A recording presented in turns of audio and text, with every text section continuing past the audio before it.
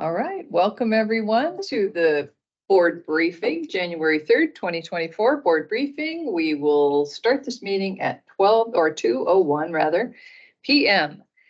And if Chris is ready, we'll jump right in with Sand Lake Road dump site. All right. There we go. All right. Morning, or good afternoon, commissioners.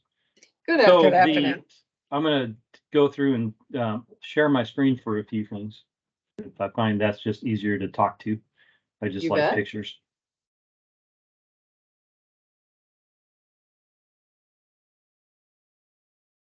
So one of the problems we have in Tillamook County in general is when we have big excavation sites, where do we put material?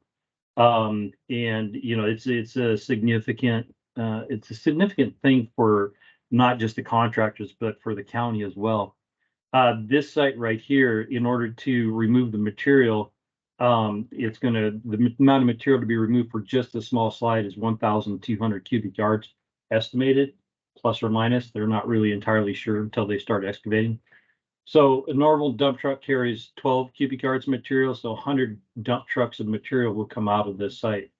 And the contractors were asking to find out, well, what did we have available? So the soil nail is hiring local contractors to do the excavation work for that. So they've gone out for quotes, been getting asked a lot of questions on places to put that. And one of the locations that popped up was the site that we own on Sand Lake Road.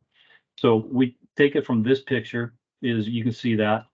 Now the site on Sand Lake Road is we don't want to put asphalt, and we want clean material to go on Sand Lake because that will help the value of the property or won't detract from the value of the property.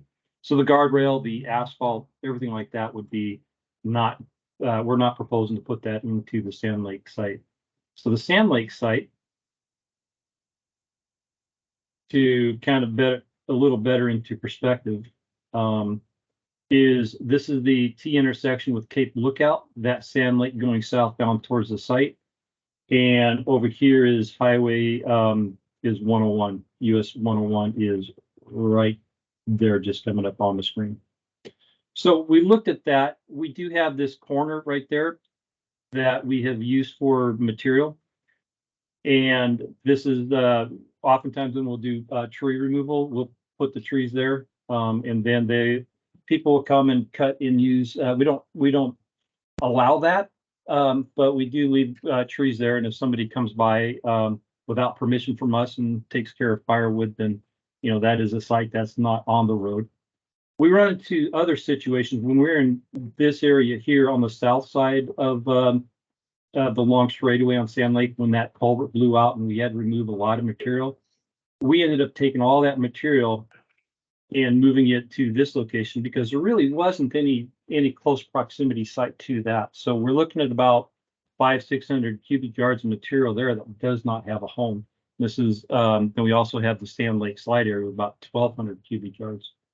So we said, dawned on us the other day is that, well, you know, one of the sites that could be potentially used was this site that we own, which is this piece of property here, is county owned.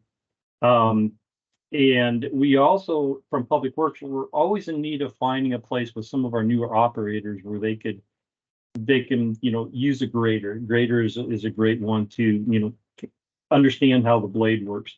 When we do training like that, it's usually on a gravel road. So what do people see? They see an operator and a trainer out there, and we're not doing work, and it's all the county employees, this and that.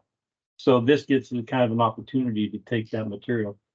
So looking at this site, it went through hazardous cleanup through our solid waste with Rachel, where basically the county road crew and the solid waste group had gone in here and they've done a lot of demolition out of here. We removed the buildings, the trailers, boats that were back there, RVs, trailers, campers, some RVs, trailers that were being dismantled back there, cars.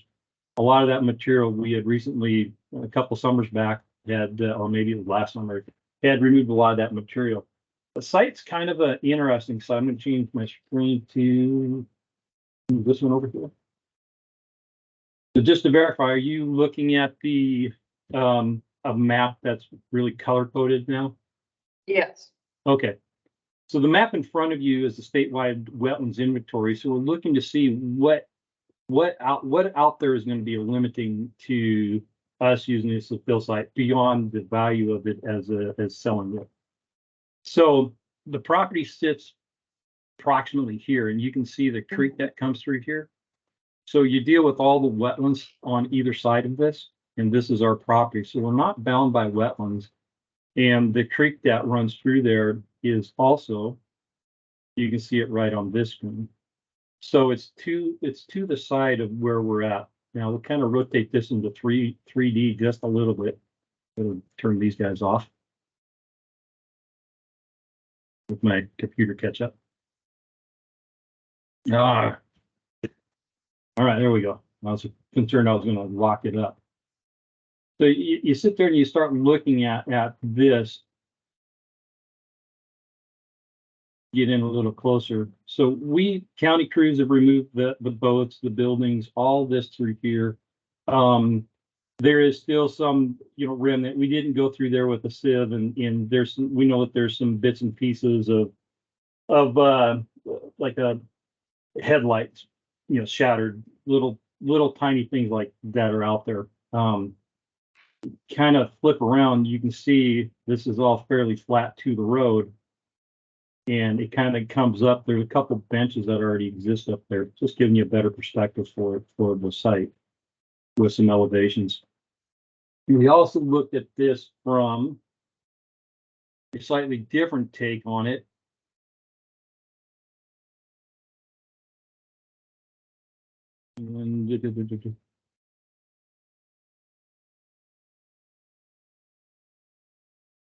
So while that one kind of bogged down just a little bit, Sarah had also, and she can speak to some of that. So she looked at this from a permitting point of view, and we need to go through a land use verification process on this. So for a fill site.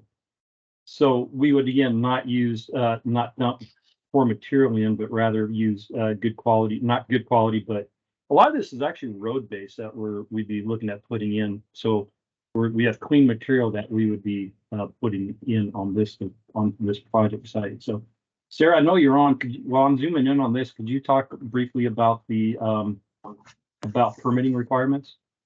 Sure. Thank you, Chris. Good afternoon, commissioners. So Chris and I looked at this site. What it would be required is called a land use verification if the county decided to use this property as a fill site for the spoils of the Sand Lake Road project. The land use verification, essentially what it is it's a very straightforward, no public notice required review. And the purpose of the review is to confirm that the fill is being placed in an area that is not mapped wetlands and is not within an area of special flood hazard. And so the permitting path requires the applicant to provide a site plan of where the fill is to be placed, the nature and content of the fill, and then the amount of cubic yards. And it's essentially a one-time permit. So this is a process that we implemented years ago because we do not have a grading and a filling ordinance for Tillamook County. So this is how we can be sure that anyone placing fill on property that is doing so in a manner that is consistent with other regulatory provisions that relate to natural resources in sensitive areas. So thanks for the filler, Sarah. I'll go ahead and now I'm in on the side a little better. We can see that prior to the demolition and in between the and previous to the aerial that I just showed you, is there other structures that were back there? It'd be, if this were to be sold as residential or potentially other use, then this area back here is already, it's already had a fair amount of impact to it. And what we're proposing is to use this back area here. Initially, the contractor for speed of this would be to, again, a lot of it's good material road based, is use some of that road base to improve the road coming up in here, and then have the contractor dump material. The county crew would come in, using, our graders, excavators, backhoe, and contour the land back there to better shape it. A lot of it primarily would end up in this area here, which there's a lot of small remnant pieces, that's out there. I wouldn't call it, it's not trash. We picked up the variety of trash, but we could scrape that, haul it off, we could fill that with material. But we'd basically be looking at putting some of the material back in here in this area. Once the contractor dumps the material, county forces, road department would go in there and use it to shape it, contour the land. We would seed it, we would put straw on it and then seed it, and also with erosion control around the perimeter of that for protection. So I'll jump off my maps and see if there's any questions. Like to use it for 5,000 cubic yards, and permission for the road department to use it as a site that we could use greater operations in there until such time as the project sold. And Chris, the other Property. thing we talked about was making sure that you didn't disturb more than an acre of land so that a DEQ permit would not be required. That's correct. So that's the other parameter that we want to make sure we stay within. That's correct.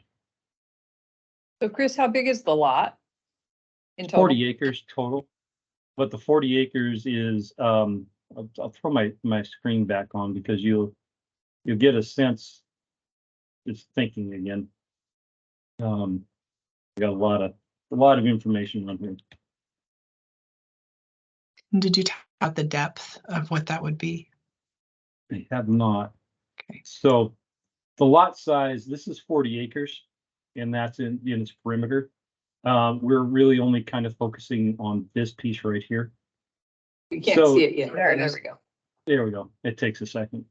So if all that's 40 acres, we're only looking at a small piece here. So the material that comes off of that slide, is, you're looking at the material just out of the slide. If you had a 330-foot long stretch, that's 100 feet wide and 1 feet deep.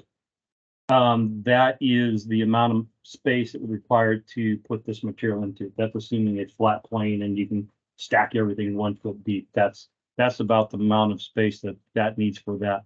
Obviously, there's some places would be deeper, some places would be shallower than that. So that would cover the size of the slide. We also, if you were to take the entirety of the material that's in the T intersection and the slide, and you stack it approximately 1 foot deep and no deeper and no shallower, you're right at an acre. So we still have the ability to do that, assuming that it's 1 foot as a consistent height across the land. That's on a flat surface. So as you start contouring and you have gradient on great slope grades, that actually changes the dynamics there as well. Pretty simple. So Sarah just said we have to limit it to less than 3/4 of an acre to not trigger something with DEQ. An acre, An acre, right? Yeah. So 1 acre. 1 acre. Okay. So So- 1 acre of disturbance or more kicks us into a 1200C permit. And at that point, it's really not that god awful complicated. It's just a form that we fill out that I sign off for. So every single one of the bridge constructions has a 1200C. The Cape Kiwanis parking lot has a 1200C. These are DEQ permits. I don't know what the 1200 stands for. C is for construction. So this would trigger a 1200C construction permit because we'd be disturbing more than an acre. Right now, we don't propose to do that, though. Okay. So you started this out by showing us that curved corner property, that like cut the corner property there at the top of the T. Yeah. But you're not planning to use that, or were you showing that to us as an alternative or what? No, so the problem with that is when we were on Sand Lake and we had that culvert blowout, is when we excavated all that material out in order for us to put the larger pipe in, this is where all that material went to. Primarily because we had no place to put it. And it's because still we're there? doing that. And It's still because there? we're, yep, go ahead, can you hear me? I said, and it's still there? Is that what you're? It's still there. We have not, Okay. we needed someplace close that we could put the material to.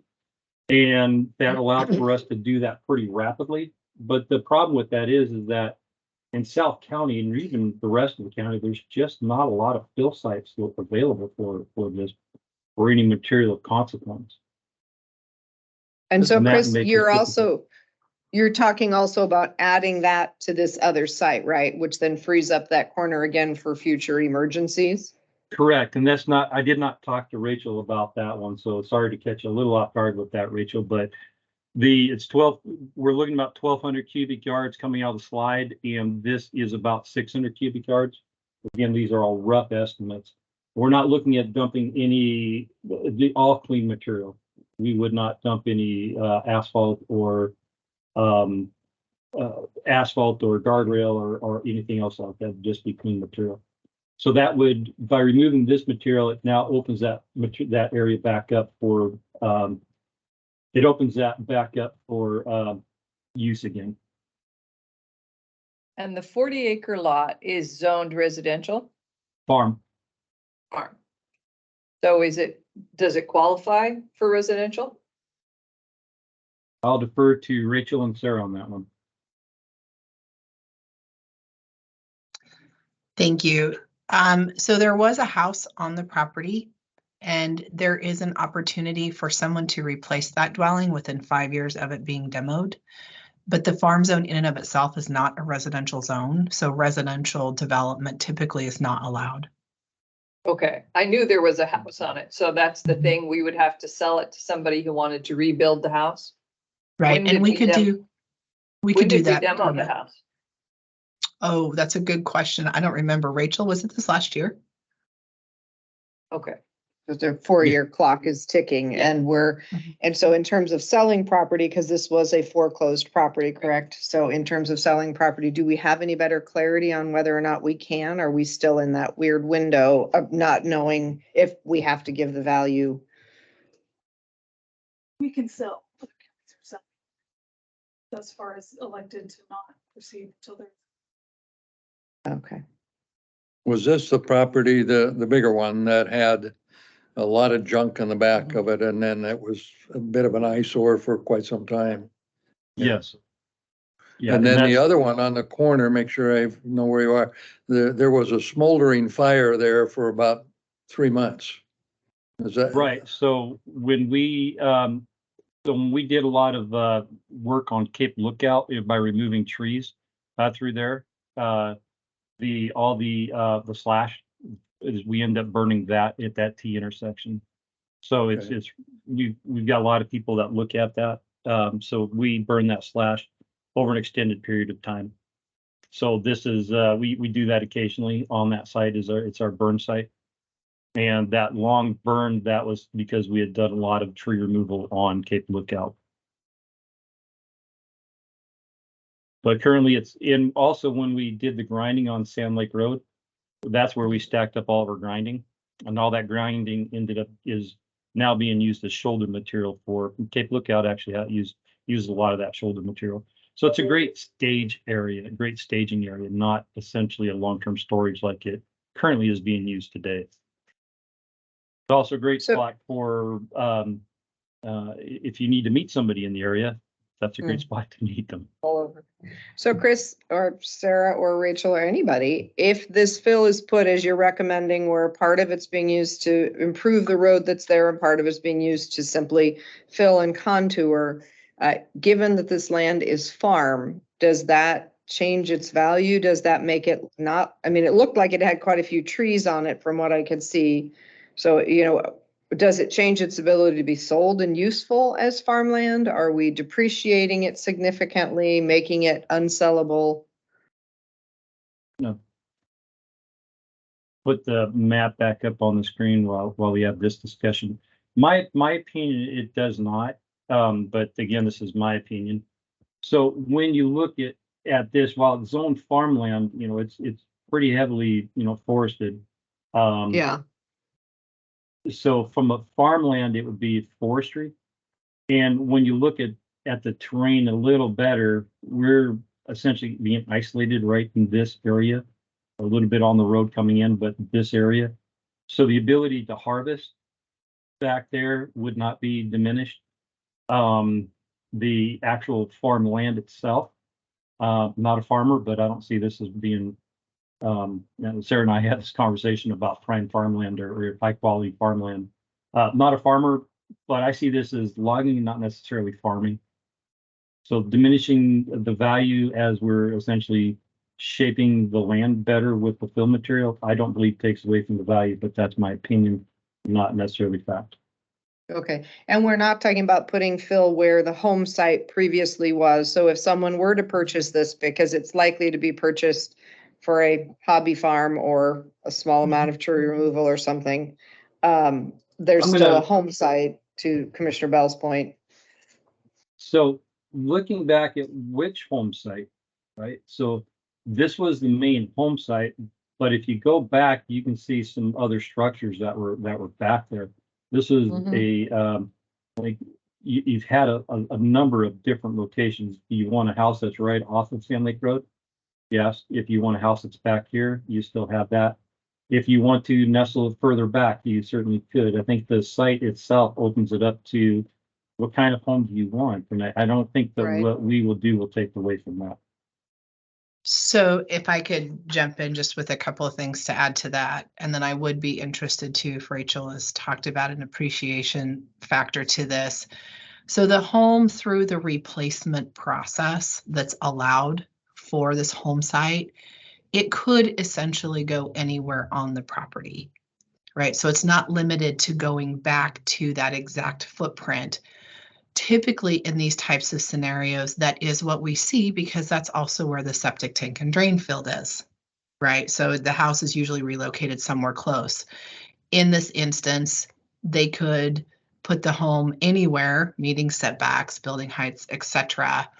The reason why I asked about the depth of the fill is because we would probably want to disclose where the fill was located on the property. It might involve some additional excavation for a new home site and could involve some additional excavation for construction of a new septic tank and drain field, which is going to require excavation anyway. So I would say just disclosing that is probably what we would definitely want to do. But as far as the value piece of it, I'm not sure. And this property was up for sale previously and had no buyers, is that correct? So we have had it on the market or on the courthouse steps or wherever we have that type of sale. Do you know what the elevation is of the land itself or the frontage right on the main drag there? Sand Lake Yeah. Road? The year elevation is 224 feet approximately. That's Wow, I at the didn't think it was road. that high.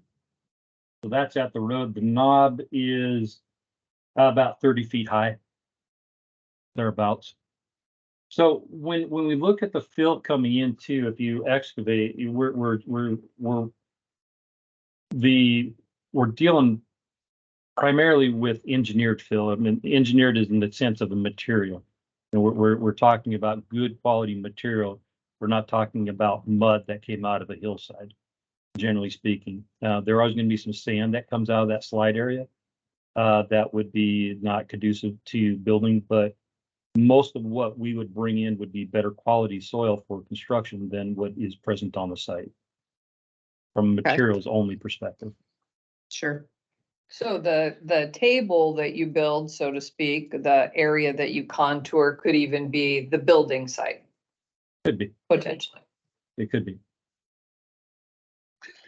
I guess Okay. one of the questions I would have maybe for Rachel, just thinking about EPA, I mean, if we make sure it's clean material, so there's no asphalt, there's no other pieces into it, that wouldn't kick this into some sort of phase 1 assessment later on, correct? Do you know? I don't think so, because if somebody's gonna develop it, they're not gonna have to get a phase 1.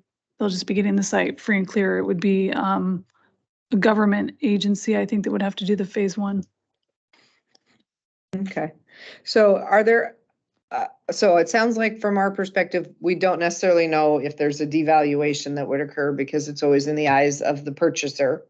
There's 40 acres where they could find a home site, whether they use the old one, whether they use the built-up platform. There's options there. Chris, if you don't do this here, what are the other pieces? What's the pros and cons here of this versus a different site? So we've got a lot of pros with this one. I think we've covered that. The con to this is in order for the contractors to dispose of the material, they're running their trucks to 3 different locations, possibly more. So 3 different locations is so far what I've heard from the contractors where this material would be deposited to. That also leaves us with a con is that we have that pile sitting on the T intersection with no home. The con to that, while it is going to 3 different locations, each one of those locations are going to charge a fee to deposit that material in. We pay in the Tillamook area, we're paying $8 a cubic yard to deposit material. So we didn't used to have to pay for a deposit, or fill, but we are now. The negative to that is it could take longer because you have 100 trucks and you need to cycle those trucks to someplace close. And if they are driving further away, they are going to take longer to remove that material because you only have so many trips, minutes per day. So it would slow down that by a known amount of time. Right. There's the cost to fill plus the cost of the driver and the truck while they're making their trips. Both That, of which, and more importantly, yeah. I think it's the duration. Is with 100 trucks rotating through. right. Same truck, making multiple trips. Yeah, takes more time for the driver. Right. Okay, so it feels to me like there's not a huge reason why not on this. Is there anyone that here's a huge reason why not? I know, Rachel, you did express some concerns earlier about cost evaluation. Do you want to say more about that? Oh, okay. I thought you said you were worried that it would make it less desirable for sale. Okay.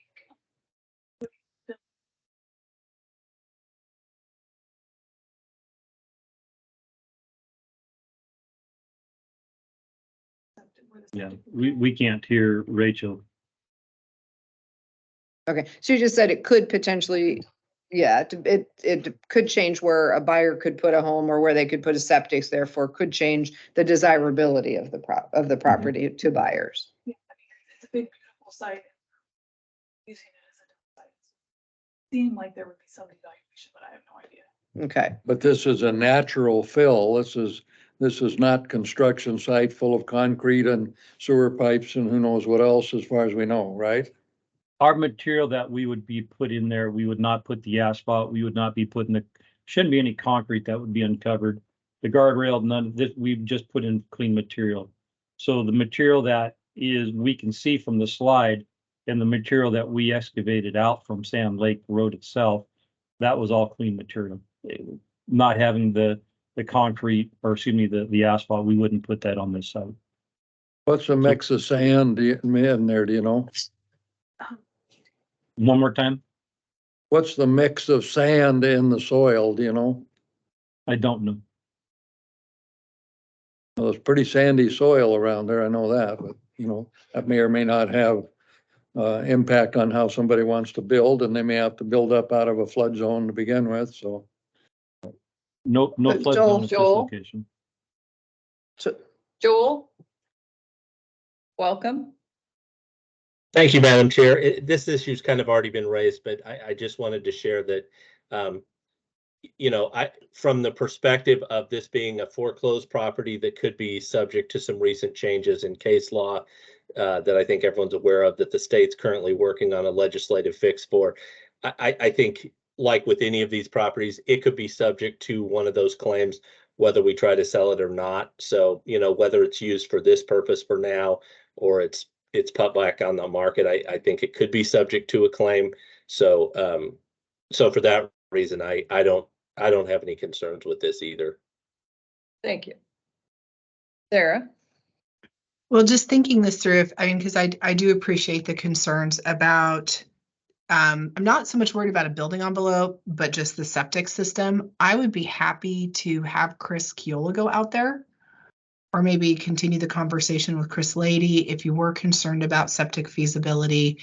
That is something that, we could have, absent a test pit, we could have a general conversation with Chris Kula to see if that placement of fill could compromise a system. I don't think it will. I think they just have to clear the fill off and then put the system in with engineered fill on top of it.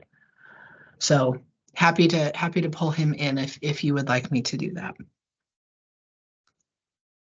Yeah, I think more information about future usability of the site would be reassuring to me. Yes. Okay. And maybe he'll, as you were saying that, I was picturing him, walking off an area and saying, this is the ideal place for a septic system. And it'd be great if we could leave fill off of this area. So Mhm. if he has some advice like that, I'd be interested in that. Absolutely. So I could get him in touch with Chris Lady and Rachel, if it's okay, they could go and maybe walk the site. And if Chris Kiola has any concerns, then they can communicate those back to you and the board. So one thing to kind of put out there, we're still trying to anticipate contractors moving out to Sand Lake Road next week. And the three subcontractors, the excavation contractors are going to be moving the material. They're sharpening up their pencils right now so that we can get What's our them under timeline contract. then? Yeah, so what's the timeline, Chris, when you need to know if this is going to be available? Today's Wednesday, so probably Thursday, tomorrow. Or I tell them that it's got to go to a different site. This is kind of one that we didn't think of right off the get-go, and had we would have started asking these questions earlier. We start looking at septic tank fields and compromising to that. Again, we're looking at a 40-acre site, and we're looking at it. We're not looking at filling a massive hole in the ground with material. So we're not looking at, a significant height of fill. Right. I guess that's what occurs to me is there's a lot of space and it's not in the wetlands. It is at an elevation where you would expect there would be options for a septic fit. Oh, we're going to get Chris, aren't we? Oh, Yep. perfect. Thank you, Chris. So we're going to put Chris on the spot because he has no idea what we're talking about. What are we talking about? Well, The Chris, county acquired the Sand Lake Road property, 17470 Sand Lake Road. Rachel and Chris, David McCall worked on a cleanup for that as a 40-acre piece. Chris, do you want to put a map up? Yeah. So what we're talking about is potentially taking the fill from the Sand Lake Road slide and putting it on this property in this area. It has its own farm. It has the opportunity to have a home rebuilt. So it's got it had a Because it was the lot- old house that was torn down. That's right. Close to the road. Right. Okay. So what we're concerned about is if Chris uses that to put the Sand Lake Road fill. So we're talking about 1,200 cubic yards, probably spread it out in a 300 by 100 foot building pad with a foot deep. So we're trying to avoid a DEQ 1200C permit. If someone were in the future to buy this property, what we're concerned about is with the placement of fill at that depth, what would that do potentially if someone wanted to build back here and put a septic system back there? You cannot put a septic system in fill, on fill, under fill. So there would have to be some, it kind of depends on where the new person would want to build the house. If they want to build it down by the road where the old house was, I would just make sure there's an area down there that's not touched, that's left alone. I mean, it's a large piece of property, and theoretically, regardless of where you put the fill, there's got to be another place on that property for A new system. a new system. We would just have to do a site eval. But there's got to be, as long as you leave some spot on that property open for a good drain field area, which is like 50 by 150 would be what you would need to be safe. We haven't identified any wetlands or anything on the property that would also then further dictate or limit Yep. an area where a system could go. And a lot of that's upland too. Right. So, you're not covering the entire property with fill. So as long as there's a spot. And you can never dictate where someone wants to build a house in the future, but just don't take the best drain field area on the property and put a bunch of fill on it. But you don't know what's up there. I mean, you haven't covered the entire thing, so I guess leave a spot open. So what we could do, what I proposed is the contractor use a site, they come in and they end dump the material. And then the county road department would come in and relocate the material and then shape the material to the terrain. So what we could do is after the contractor has dumped the material, is that we could chat with you and say, hey, you know, from your best guess as far as areas to avoid placing fill, that Mhm. could be something that can work out. Yeah, totally. Yeah, and You that know, makes sense to me. On a large piece of property, there's probably 30 different places to put a drain field. But whoever buys it's probably going to have a spot where they want to put a house. So if you don't know where that is, yeah, I mean, it could go almost anywhere. Right. And are you talking about putting most of the fill down in that central point? Okay. Yeah, my screen froze up, so Sarah, I'm gonna assume that you pointed to where I was at. Yeah, it's Yeah. on the back Okay. end of the knob. Yeah. Yeah. You know, and if there's the old house site down by the road, and if there's an area down there that's just kind of left alone, I mean, that property has a huge frontage along the road, so. Right. Yeah, I mean, I'm sure it'll be fine. You just need to not mess everything up. Good advice. Yeah, don't mess it all up. Well, it seems to make sense to me that there's enough acreage there, and if to Chris's point, to Chris Laedy's point, if they dump, if Chris Keola were to just do a quick site view and say, you know, this would be, if they were gonna put a house on this backside, leave this section right here, so it would be appropriate for a septic, go ahead and build up the road that's already coming up there, and then use this section over here. You know, I mean, I'm good with that. I think with 40 acres, there's still the option for someone to find a spot and it still has value if anybody wants it. We've obviously put it up for sale once and it wasn't yet ready in value in the world. Okay. How was it offered for sale before? Just an open bid, or was there a price, or what, how did that work?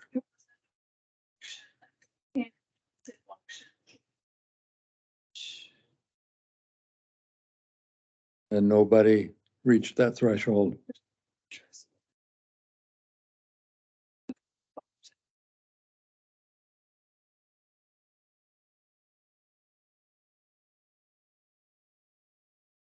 There it sits.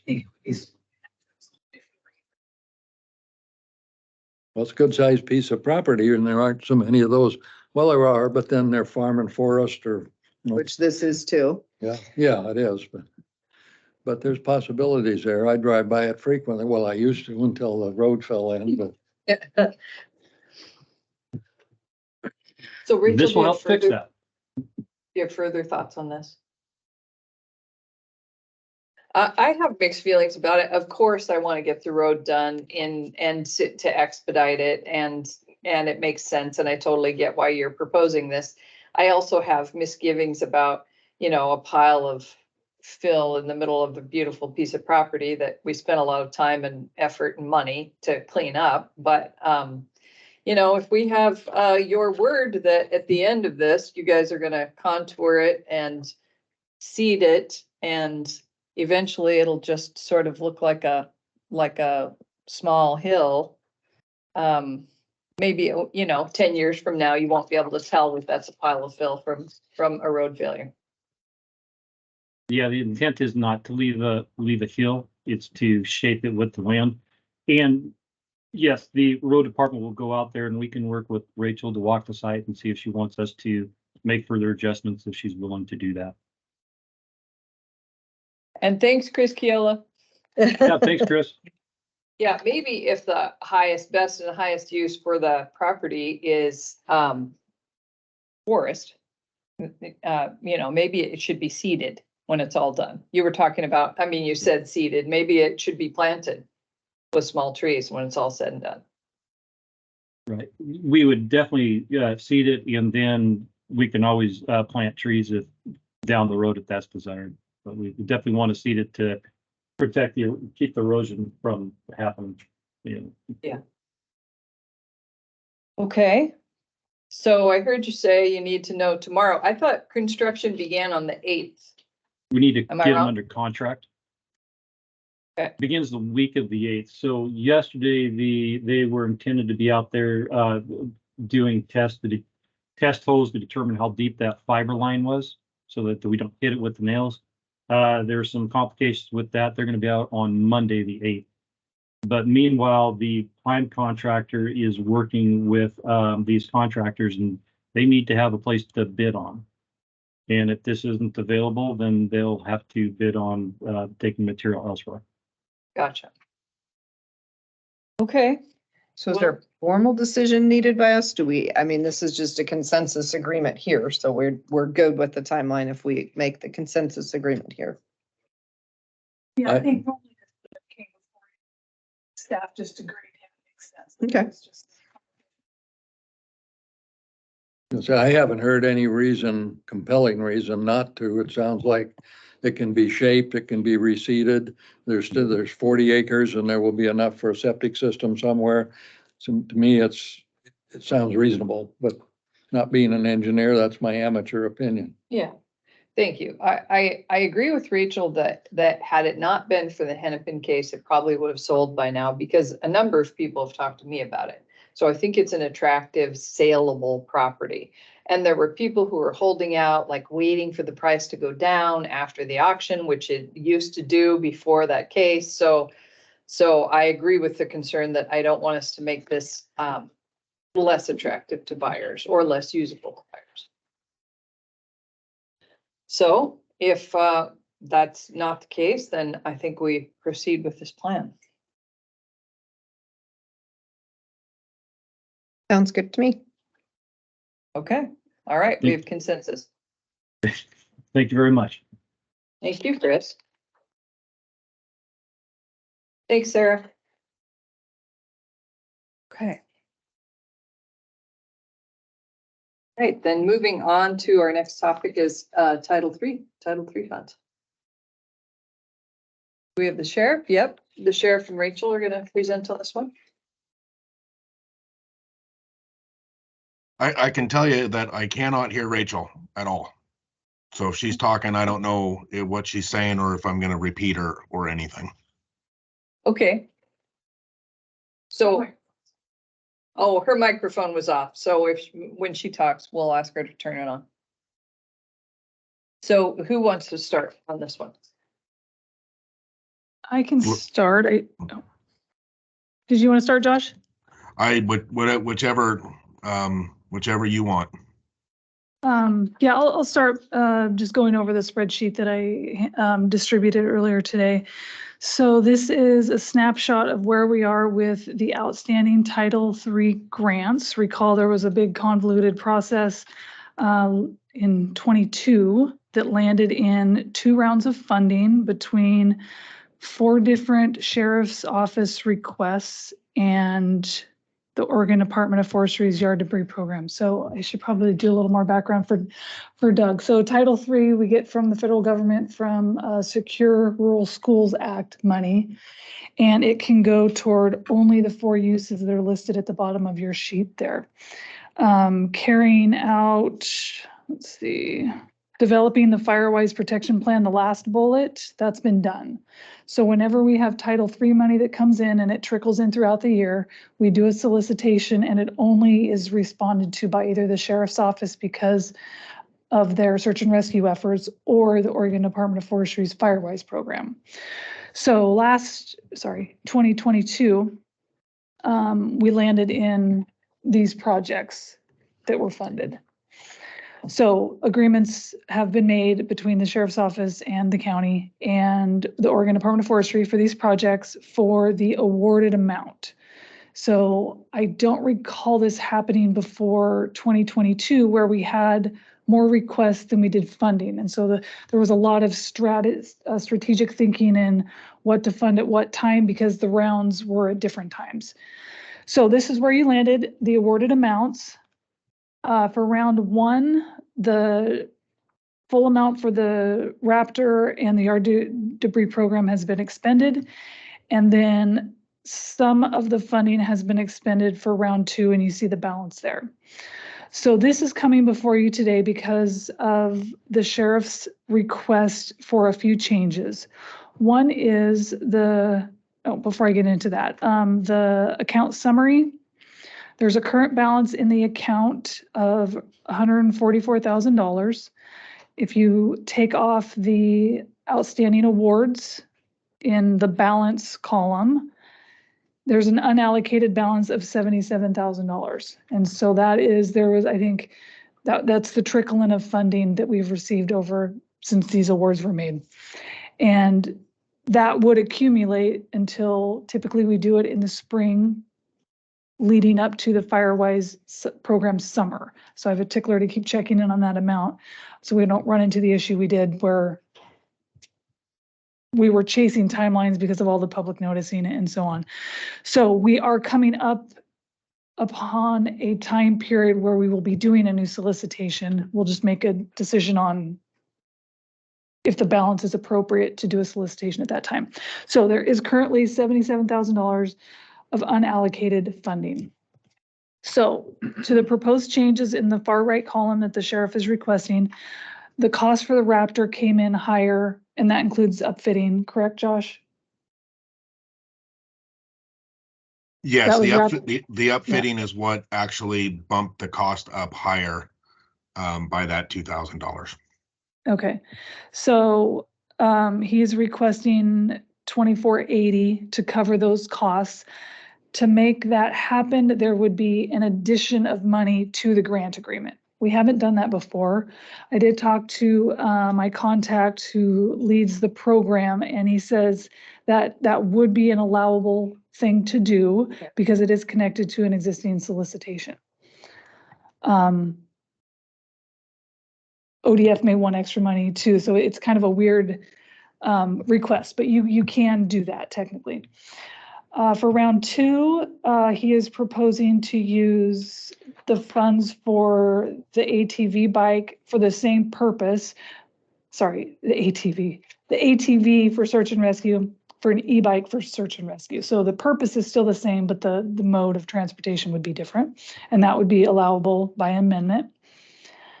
They are only doing they've only done one of the tough books and are proposing to reallocate the balance of the $6,000 award to the search and rescue trailer, which was a request in round 2. As you see, there was no award because there was a shortage of funding. This would not cover, obviously, the cost of the trailer.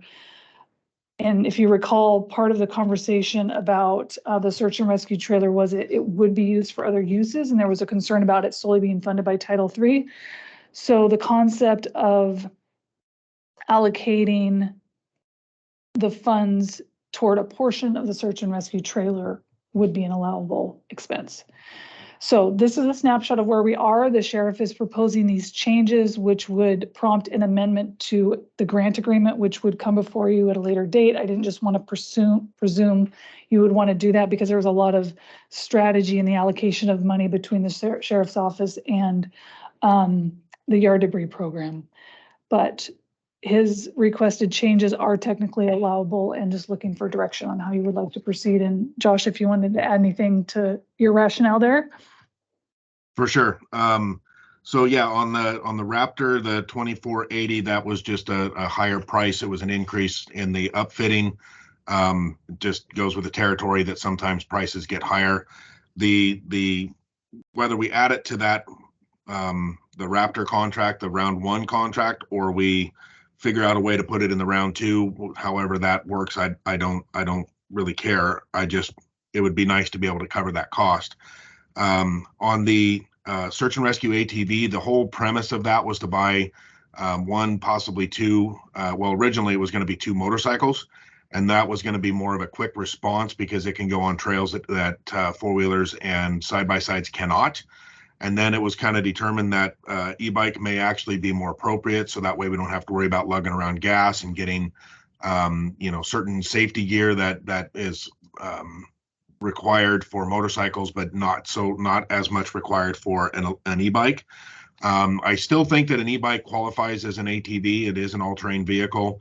The reason that it's been delayed is because we've actually tested numerous e-bikes that do not have the power to go on off-road.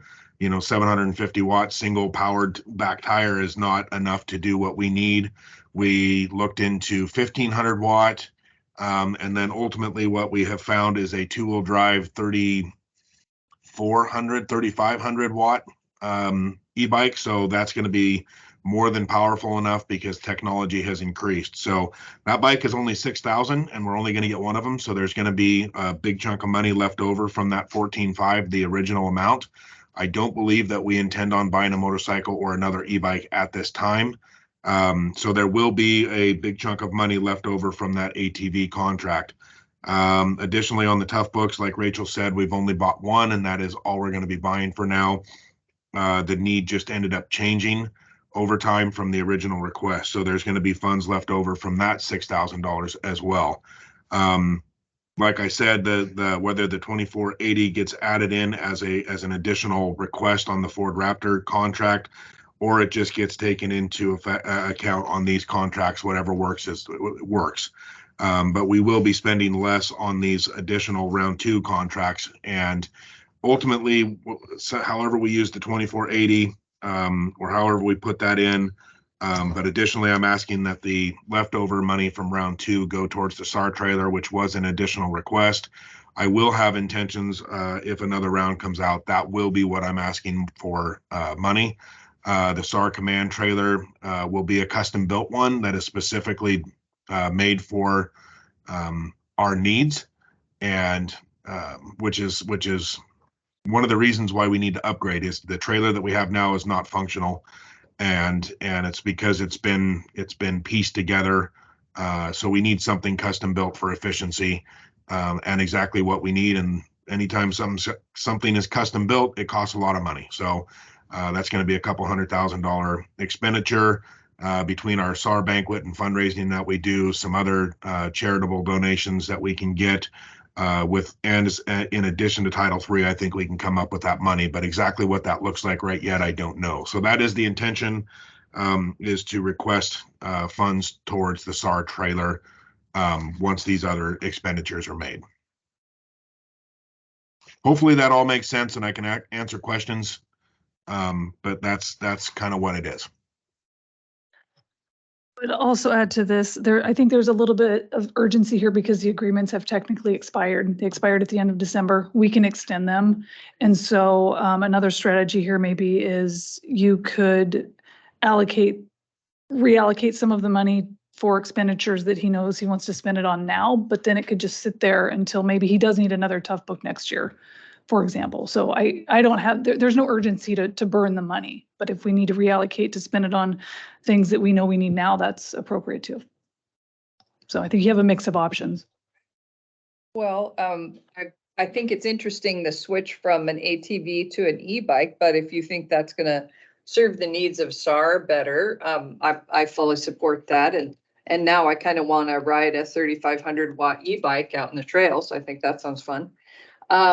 So that seems fine to me. If the Tough Books aren't what you thought they were going to be, if they're not useful in the way you imagined them, that's fine. I support you in not buying more if you don't think you have a need for them. I think it makes sense, since you have leftover funds in both of those pots, to use some of that leftover money to make up the 2480 difference. And then we can just start fresh with the unallocated balance in the next round. Yeah, and the Tough Books are still meeting our needs. It's just the need for, I believe that it was for 2 of them as our original thing. The needs changed. We no longer needed 2 of them as time progressed. And we just needed the one. So Okay. And then the e-bike was again, that was not even in the conversation in the original part of things. And then Power Bikes here locally in Tillamook, they're right by TLC, they offered to give us a loaner bike for the fair to be able to do patrols and things like that. And once we tried that, we actually started to think that this may actually be a more efficient ATV for our quick response on search and rescue. So we took that bike up into the woods and tried to ride it on trails, and it did not work. It was only the 750 watt. We've tried a 1500 watt, same thing. Technology has increased tremendously, and what we're looking at now, it's a brand called UBCO, UBCO, and they make a 2-wheel drive hunting and trails e-bike. It's got racks on the front, racks on the back. It's got like a 400 pound, 500 pound weight limit. And each tire has a 1750 watt motor attached to it. So a lot of power. Interesting. And like I said, the idea is it's quick response. We would not be transporting anybody. We would not be pulling any equipment or anything like that. It's simply to respond to a lost person or an injured hiker, be able to get resources or persons to that, lost hiker or injured hiker or whatever the case may be as quickly as possible. And then we can actually start focusing heavier resources to come in. So it's just QRT, just quick response. So I would agree with Commissioner Bowell. I think using some of the leftover money from round 2 to finish up the cost of the Raptor in round 1 makes a lot of sense. The money's already allocated. We just go ahead and move that over. If an e-bike is better than an ATV, that's fine. And then I think what you said was just to hold on allocating the rest of that to the trailer until there was another round of funding, or were you suggesting that it goes to the trailer? I'm not sure I understood what the rest of it would do. Well, I heard Rachel say there's no urgency in spending it. It could just be held and applied toward the trailer, toward a trailer fund, because we don't have a date or full funding for the trailer, but I think it's fine to use it on a trailer fund. And I think one of the concerns we had with the trailer before, as with some of the things, is making sure, since this has to be used on federal land, that the trailer wasn't fully funded by this. But I think what I've heard you say, Sheriff, very clearly is that this amount of money is not going to get you the trailer you need. It will definitely be a payment toward, therefore, a contribution that isn't in full. Makes sense. That is correct, yes. Okay. Good question. Well, not knowing a great deal about this, I take it this is not a use it or lose it money. It can roll forward. Okay, so that answers that. And then I don't know enough about electric bikes, but it must have, if it has the power you indicated, it must have a fairly heavy duty battery system. And what if you get up there and you're 10 miles up a trail and the battery goes dead? Well, and a lot of that is planning. There is a range that these bikes come with, time frame, range, all that type of stuff, and you have to know your limitations and know where, how far you can go and how far you can't go. I have no issue from. Can I share my screen? One of my screens, am I able to do that? Debbie's gonna fix it for you right now. Oh, she said yes. Okay, I click on share, right? Let's see if is it showing you guys the bike? Yeah. There it is. Yes, it's here now. So this is, if you look across the top, this is the Hunt edition. Both tires have a motor. You can see how heavy duty it is. We won't need the gun carrier, obviously. We're not going to be up there hunting. It comes with a very bright LED light. 75 mile max range if you're charged, 330 pound max carry weight, and it can go 40 miles an hour. So it's a significant, and I guess I think there's a video. It's a significant bike. And this is, well, of course we're not hunting, but it's designed specifically to be able to do this type of work, and that's what we need. Whereas a lot of other bikes just have the single, they're set up more like a mountain bike. So they're taller, they've got just a single motor on the back tire. And like I said, this has motors on both ends for a lot of power. So this is what we're looking at. And up until I found this bike, we probably wouldn't have, that's been the delay. I mean, I've been to the Sportsman show out in Portland, and they had quite a few e-bikes out there, and none of them are as powerful as this one. So, but yeah, that's the bike. That looks great. Not very flashy, it's kind of utilitarian. Looks fun. As it should be. Looks fun. Might sign up for If search it and was- rescue if I could ride that bike. Well, hey, you sign up for search and rescue and we'll train you, Mary Faith. Okay, deal.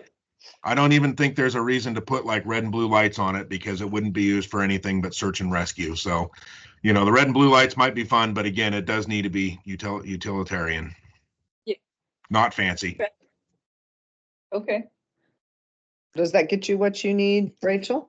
Yes, I do need to clean up the agreements for this so it matches. So we can't just move the money and how it's paid. The paperwork needs to track. So if I'm hearing what your approach is,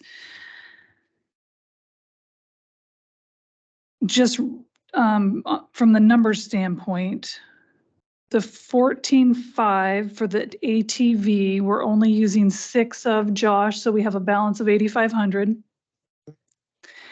Added with the full balance of the Tough Books, that gives us 10,500. If that savings goes toward the Raptor of 2480, that's a balance of around $8,000 that you're saying you want to go to the trailer. Correct. Yeah. And kind of as I was saying, and as everybody's talking, there's no major rush. There's a lot of pieces that need to come together to be able to make the trailer work, and it's going to take time. But yes, if we can earmark that for the trailer. The other additional thing is we're going to be selling the old Raptor here pretty soon, and unknown how much money that's going to make, but whatever, because it was bought with Title III money, that money will go back into Title III, so that'll increase the balance. And whether or not that can be earmarked directly towards it, because it was sheriff's office funds, or it needs to go into the next round, I don't know. But there is no major rush on the trailer, but I would like it earmarked for the trailer if possible. So I don't know how that's going to translate to amendments, but that Okay. I'll figure that out. So Okay. yes, I'm all set. Thank you. Thank you, Sheriff. Thank you. Doug, at a later date, when we have another grant round, we'll talk more in depth about Firewise. What the other option for spending this money and how traditionally we've split the money between search and rescue and the Department of Forestry for Firewise. Good, thank you. You're welcome. Okay, our next topic is budget committee interviews. Isabel, I believe the email to everybody, the 7 applications we received for budget committee members. I did have some concern with a few of them and reached out to our county auditors and also to county council. I don't know if Joel's still on there or not. Yep. And I believe he got back with a letter for each of you. So I didn't know, it closed December 29th. Didn't know if we wanted to schedule interviews for some of those applicants or open it back up or both. I think we ought to schedule interviews with the folks who don't have a conflict of interest. Do you agree? I would agree. And I think there are 4 then. And I think my thought would be to do the 4 interviews. And if we don't find 3 candidates out of the 4, then reopen it. Yeah. Only because if we do find 3 candidates out of the, I would hate to have it open and then say, whoops, sorry, we have 3 really good candidates. Yeah. Well, just for the record, I've read them all, but I also had a discussion with council on the phone, fairly lengthy discussion. And my view on these kinds of things is if there is a conflict or even an apparent conflict, I'd rather not go there. I think you back yourself into a position that becomes more difficult to explain. Not that there aren't some well-qualified people and it's in a small community. I guess we're going to expect that there's some overlap and conflicts. There was one this morning on an award for the transit. So, you know, it's not uncommon in our community from what I've seen over the years. But I would agree with what was said that there are at least 4, I believe, of the 7 that apparently have no conflict. And if they're suitable, then we're good to go. If not, then we'll cross that bridge when we get there. Yeah, and the other 3 were well qualified too. It's just. Yeah, it was- to be fair, yeah. They were, yeah. Small town living. Okay, so do I arrange that with Debbie or Isabel? with Isabel. Your schedule? Isabel, to schedule the committee interviews.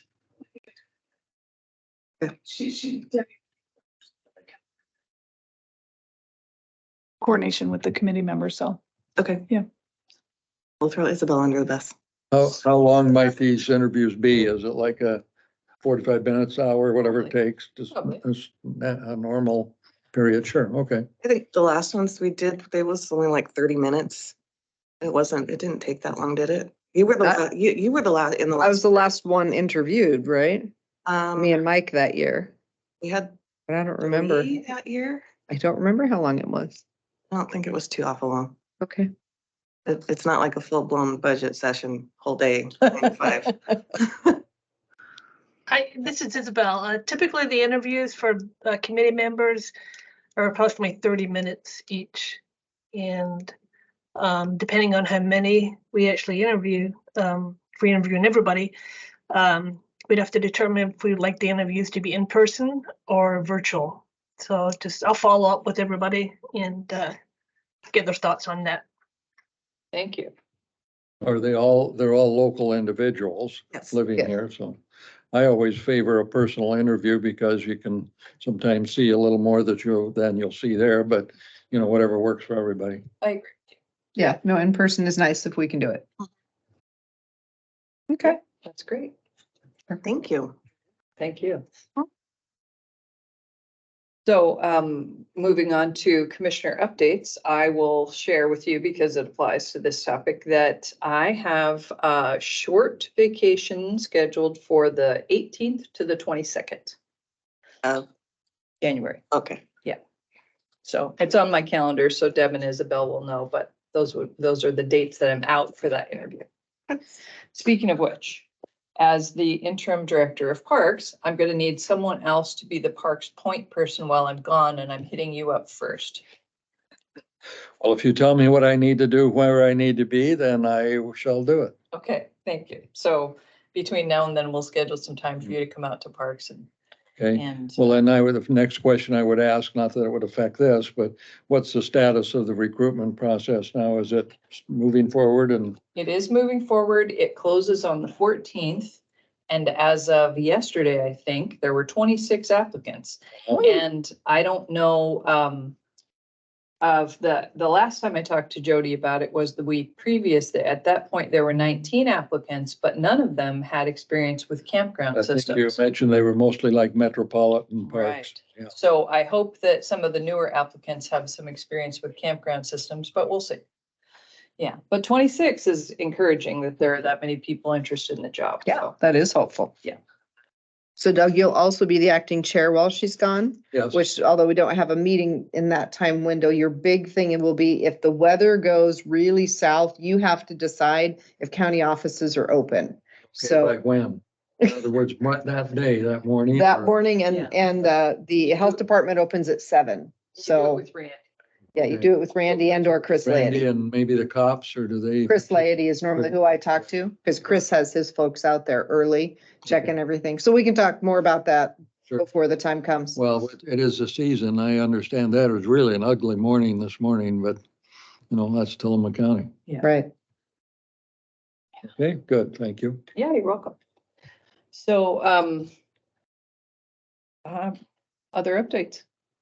Just, I did my Board of Forestry testimony right before this meeting. Great. My How'd it go? first one. I think it went fine. Sean said it went fine. Fine, well, We're working to strike a new tone with the Board of Forestry that is less combative, more in a partnership style, still pushing for whatever the best HCP we can get, but really looking toward the future, which is we expect there will be the HCP and we will see revenue fall, and there will be likely an ask at the legislature for general fund for the Department of Forestry and possibly Department of Forestry and counties. So just starting to walk down that piece of the road to say, we have to minimize any ask that's going to the legislature by maximizing what we can and harvest in this HCP that will still meet what the services are asking for at the federal level. So really asking ODF to look harder and tighter at that.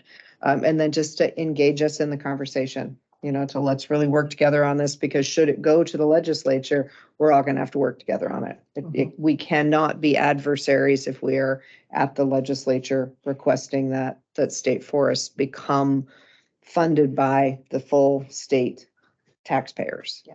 So we've all got to be in it together, particularly if we want counties to be on that same ride, basically saying, and everyone who's losing here, be it the forestry department, be it the counties, the state needs to step up for us all. So trying to shift the tone a little bit. Okay. So hopefully that's working Yeah. or will work. Yeah. That was round one. Okay. Okay. We'll see. Are they still having the meetings with the governor's representative that There Dave have was- not been any scheduled in this year yet. I am meeting with Brandon Persinger from AOC tomorrow, and we'll be caught up on everything that's happened at the small group meetings, and we'll find out if in fact they have requested any dates for this year. As of now, they're unscheduled. It is the expectation that that conversation will continue. I hope so. But at this point, there are no meetings scheduled, so I'll tell you more when I know more. Okay. Great. Yep. Anything else? While we're on forestry, Sean forwarded me the numbers today, just kind of keep everybody up to date on what kind of projections we're getting from the Department of Forestry for the year in which we are in. So I asked Sean if she could just bring those and share those with everybody. so each year, about end of March, beginning of April, I send to the districts the estimates that I receive from ODF and what their breakdown is gonna be. So you're getting two. One that's sent to the district on April 7th. And the other one was one I just ran that shows the 2 quarters we've gotten in so far this year. And then their 2-quarter estimates. And I wanted you to see the difference between what they send me and what I have to budget and what they're telling us. You want another copy? Sure, I'll take a paper copy to talk about over here. Thank you. There you go. So the top one is the one that I sent to the districts. That's what these other taxing districts, the school districts are building their budgets on based on the projections they send me, which are the second page behind. And I have a huge That's the formula. $28 million one. It's $28 million.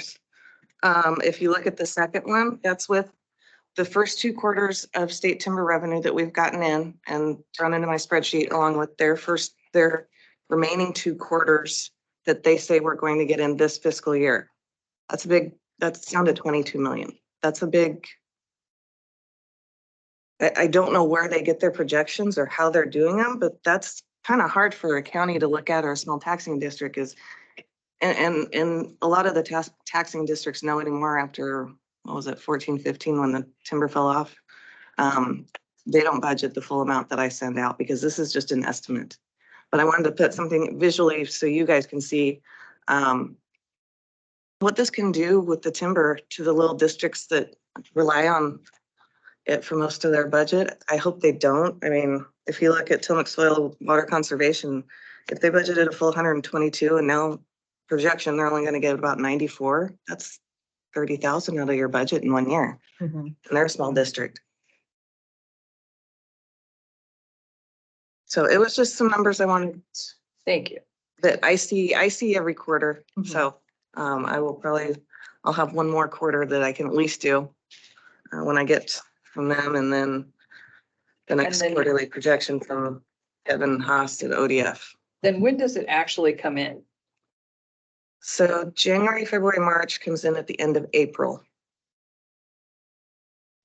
So that's why you have to we had our first 2 quarters this year, which already came in, and then I have to look at um,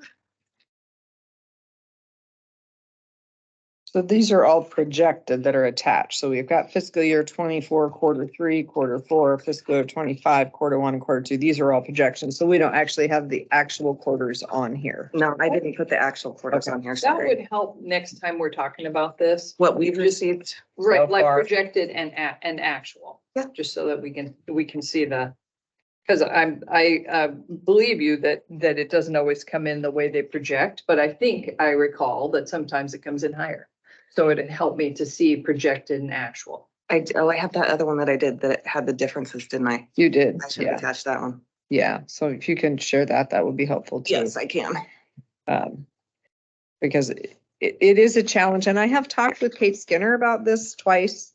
And Kate, last time I talked with her, said that she had tightened up her projections on what she was sharing with Salem to try to get it, just more accurate. So you just got this one, which is lower, which I am assuming, since I talked to Kate, I don't know, maybe 3-4 weeks ago, that maybe her information may have been part of what went into this one, which is the lower one. The other thing that was interesting to me that I found in sitting in the FTLAC meeting in December, where we looked at the modeling outputs, and they were talking about, how they had right-sized the model, because the model is based on a lot of science, and it's based on growth areas that are similar to our area. And so they look at all of that, and they said, all that works, pretty well, except for in Tillamook, where we have the Tillamook problem. And I said, what's the Tillamook problem? They said none of the models are accurate. They all over project significantly for Tillamook County. And so I asked Kate about it when I was sitting with her, and she said yes. She said the models will typically predict about 50 to 55 million board feet per year. And she said the reality for our county is 42 to 47 million board feet per year. So she said it is challenging because the models just always run it higher than what our reality is, because of the Tillamook burn, having significantly scorched our soils, and then having been replanted with a fir tree that doesn't really belong here. It's not the right species to grow at the same rate as what the models would show if you had the right trees and better soil. So it was like, okay, well, that's interesting. But it's been an interesting part of the conversation, and trying to sift that out of the modeling that has been done by ODF, how it impacts us differently than it impacts others. So this is different. This is really based on sales and when they think they're going to be cut and what they think they're going to sell for, and all of that. That just continues to there's this theoretical big pile out there we're waiting for, but we haven't seen it yet. Right. So what you just said, I'm curious, I'm interested in Yeah. what you just said, because it contradicts something Kate said to us one day that she was in here maybe a year ago when Yeah. she came to visit us and talk to us. And she said that what Tillamook County is looking at with that version of the HCP, that we would be in better shape than other places, specifically because we're still harvesting the Swiss needle cast fir that other places don't have. So she said that's not, it's not going to be available forever, because eventually we're going to have harvested it all. And also we had an advantage of harvesting alder, so as hardwood for furniture making. So what she clearly said in that meeting was that those things were an advantage to us and not a problem. So I'm not sure how that. Yeah, it's one of the Sniffs out. challenges that we've been facing, is trying to figure out what ODF, because what's coming from the state level is one thing, it's what's coming from Kate is a different thing. So what Kate indicated to me is we've been getting 47 million board feet. We will continue to get 47 million board feet. But in the model, it thinks we're going to get 55 million board feet. So the modeling is showing more than our reality will be. But our reality will continue to be the same reality we've had, with a couple of caveats. This was the other part that was interesting in my conversation with her. She said, yeah, we'll still have 47 million board feet.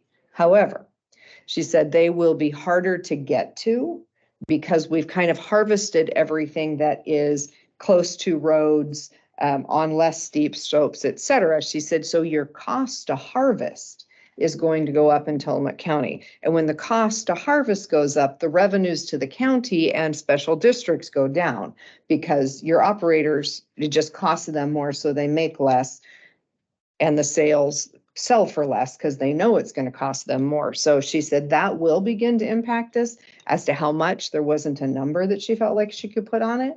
So when again, you look in the models, it says, oh, you have more board feet than you do. And it doesn't account for the fact that in Tillamook County, we are going to have to go further, work harder, spend more to get the same amount of trees that we've gotten in the past. Mhm. And then the other thing that I found out, and I've not yet had a chance to sit with the district forester from Forest Grove, but I will, is that part of our district, of course, is in, or part of our revenues come from the Forest Grove district. And what Kate said is that similarly there, we have harvested the trees that are easy to harvest, and essentially the trees that, I'll use the word ripe, which isn't the right word probably, but the trees that are ready for harvest, right? They're mature. They're in that window where this is the right time to cut them to get your best return on investment.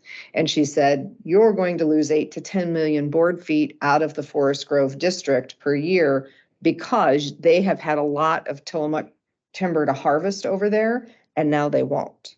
So I'm waiting, I need to make an appointment. I saw Mike at a different meeting, Cavaretta, and said, we need to sit down so I can figure that in as well. So it's a very strange thing to try to take the model that they've made, which doesn't break out the Forest Grove district part of the Tillamook district. It lumps all that together and try to see the actual impacts to our county because they're tucked into Washington County in the model, because that's part of the Forest Grove district is in Washington County, even though the revenues come to Tillamook County. Yeah, I can see that. So what I have asked is I have asked Kate to come and visit with us. She's going to Great. visit with us quarterly. Great. And we're going to talk about timber, but we're also going to talk about other things happening in the state forest. Mhm. Because as we talk about greatest permanent value and as we talk about what our forests mean to us, they mean revenue, but they also mean recreation. They also mean habitat conservation, right? There are other things, fire suppression. There's a lot of things that our forests and therefore ODF are involved in on our behalf and with us, that it just felt like if we're going to change the narrative, we also need to be looking at and having her talk about more than just timber harvest. So she will talk about timber harvest, but she will also be talking about other aspects of Good. ODF. So that Good. will start happening quarterly. She's going to reach out to Debbie, I think, to get onto board meetings to be able to give a presentation for the public to hear as well. Yeah, I'd be happy to hear from Kate more often. Yep. I am always interested in what she has to say. And I've been thinking about the state forest land and its recreational uses and how many homeless people are living in state forests. And so I'm interested in that kind of report also. Yeah, and so there is a training, a leadership training for ODF that is going to be held out here. I think it's in May. I have the date written somewhere. One of the pieces that they're going to do with that is a panel related to those experiencing homelessness living in the forest to talk with different ODF leaders and emerging leaders about that issue and you know, how they're dealing with it. Great, So, good. yeah. Yep. It's interesting stuff. It's complicated stuff. Yeah. Yeah, and I get that it's always a moving target. I was It thinking is. about 10 plus 15 maybe years ago when I was with the Headlight Herald and Tim Josie was on the board and he did forestry and I interviewed him in order to write stories about forestry. Yeah. And at that time, he told me about there was a lot of timber that was less accessible because it was on steeper slopes. But I know that now they're doing more logging on steeper slopes. So everything is always moving. Yeah. So that's changing too, that, Yeah. you know, they're logging now, they're logging slopes that they didn't imagine that they could Mhm. before because they didn't think they could get to them, but now they figured out how to get to them. So. Yeah, they have drones fly the cables across. Right, Yeah. right. But I'm sure it is more expensive. So I think it's more costly on the road building Right. that you have to Right. do to get into a lot of that is apparently very costly. Yeah. Again, Yes. talking to Kate. So, you know, I think that there's this feeling that Tillamook County will be fine because we're going to continue to get 47 million board feet and we'll just keep doing what we've been doing. But we're not going to be able to keep doing what we've been doing in the same ways. You know, and there is additional land that's being placed into habitat conservation areas. And one of the interesting pieces in the model, when they projected revenue, again, recognizing that models have limitations, is when they projected the amount of revenue that would come off of the districts, they projected as if they were harvesting inside the HCAs at a lower rate, but still harvesting inside the HCAs. And then in the presentation, they said, but we really aren't harvesting inside the HCAs. We are applying silviculture prescriptions, which could mean harvest, but it could also mean no harvest. But the model, they had to say harvest in order for the model to be able to process. Wow. So we know there's some overstatement in the first 30 years of harvesting in the HCAs. Tillamook County still, when you look at the model, if you say the model's the best we can get and it doesn't account for everything, but if we just compare ourselves to other counties, we're doing much better than many, which I think is part of the conversation that we get as well. Tillamook County is only looking at a 5 to 15% loss of revenue. Other counties, Clatsop is looking at 50%. You know, it is very, very dire for some of our neighbors. It's not good for us, but it's not as bad as it is for them. So Right. it's, it's challenging as we continue to maintain our voice as FTLAC and in partnership with our counties and neighbors that are going to be decimated at very significant, serious levels. Right. Yeah, so- of course, we have to care about them. I mean, naturally we Right. do, Right. but we have to budget for our own numbers. Absolutely. We budget for our numbers, but part of our conversation just continues to be in that vein because we need to be pushing it with the governor's office and wherever that space is to make sure that not only do we get our 5 to 15% covered, because that can be significant for us. And that is, of course, the model. Who knows what the reality is? But the 50% for Clatsop County is, Yeah. it's something that It's we dire, yeah. we can't allow, we can't stand by and say, we're good. Mhm. We have to stand with and say, this is significant, and serious for all of us. Yeah, for sure. And look for that. So thank you, Sean, for bringing that. I think it's helpful for all of us, just, I have Figure my out. crystal ball. yeah, to figure out how to work with what they give us. Dance. Well, everybody got their financial report from Sean. I know that everybody Yes. went through it with a fine tooth comb yesterday because it was so exciting. Naturally. So, thank you, Sean. Yeah, thank you. Do you have anything? I do have a list of about 12 items, but I'm going to, most of them require a conversation with this individual. At some point, you can get me up to speed. But I will, there are probably some things that you may not know that are going on. I'm getting close to getting my schedule and all working and understanding the county system and even the new parts of it. It's a pretty good system. Things considered, it's going to be fine. I will talk about Lightwave a little bit. Since my departure from PUD and coming over here, I am now the liaison, as we all know, for Lightwave. So I will continue in that role. And the general manager, Todd Simmons, will represent PUD. But as of the 1st or the 2nd, actually, of December, the port is out of the picture. They are completely gone. And so I have 3 meetings with 3 prospective partners to come in. One is tomorrow, Colpack, the new general, I don't know what the title is. Oh, yeah. Director. Executive director. Will be in Tillamook, so he and I are going to have lunch. I've not met him in person. We've just email type stuff. And so I'll visit with him about that and a number of other things. And if they show some interest and it might work for them, we'll keep talking. Monday, I'll be appearing before the college board and giving the same conversation, same presentation of President Tomlin and 2 others, the computer person, whose name I've forgotten, the lady, but Cheryl. yes. Came over to our last Lightwave meeting. We spent an hour plus talking about it. They expressed a great deal of interest in becoming a 3rd member. And hence that led to the invitation to appear before the board on next Monday. The other one, the following Wednesday, a week from today, I will visit with the 911 board. I called on the lady and I should have written her name down. You may know the person who runs 911 now. If Yes. And she invited me to their board meeting a week from today, so I will go over there. I think it's 2:00, or no, it's at noon. Because we have our 2:00 meeting later on, so it'll be between the morning and I'll make it work. So I will give them all the same amount of information and just see where it goes from there. Now, we could continue with the county and PUD, but that presents a number of problems, which is a board of two, or bringing in a third party, maybe an individual at large. But we were advised by council, if we did that, that individual would not enjoy the protections of the Oregon Tort Claims Act and a variety of other legal issues that I don't think we wanted to introduce into the arrangement. So we need to find a public agency that stands on its own and is at least active or engaged in Tillamook County, which could be any of the three I mentioned.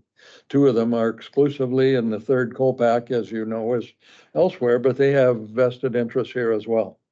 So I'll give you more of an update on that when I know more, and I'll probably take all my findings and recommendations to the Lightwave meeting, which is the fourth Tuesday, whatever that day is.